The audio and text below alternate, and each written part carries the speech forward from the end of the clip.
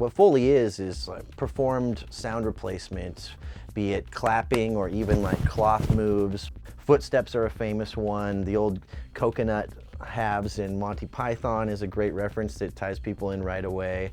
In a film that sells internationally, almost every single sound has to be replaced with Foley and sound design so that it can be sold to a foreign market and then overdubbed in a different language. A movie that's an hour and a half, you do at the minimum 80 hours of Foley to it, if not quite a bit more. Every finger tap and head scratch and pat on the shoulder to just the cloth turning on your shirt, everything's replaced via Foley, and it has to be performed in sync to the pictures.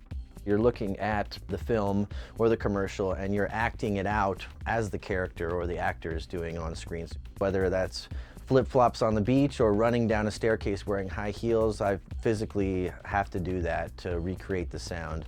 And that means the floor surfaces, whether it's a hollow wooden deck or a gritty gravel road, we create and recreate those surfaces to match what you see on screen.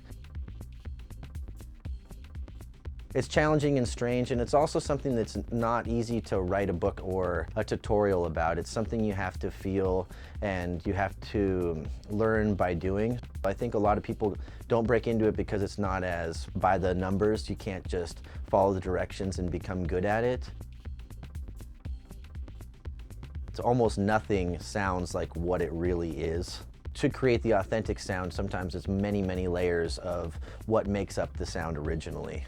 Like walking in deep mud.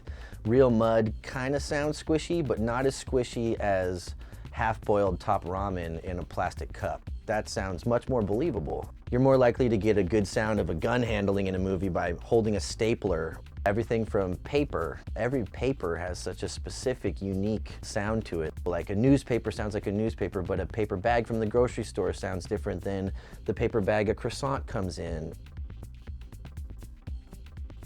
The things that tie us into the suspension of disbelief, if you will, it's not the sounds that you're noticing as much as the sounds that we all take as honest reality in life. There's so many different things that we connect to and we really know without knowing. In Foley, you have to find ways around that to convince people that it is the authentic sound, but it also needs to be hyped and larger than life. If I'm doing my job right, you're not supposed to notice any of it. It's subtle. It's to bring you into the honesty of the moment.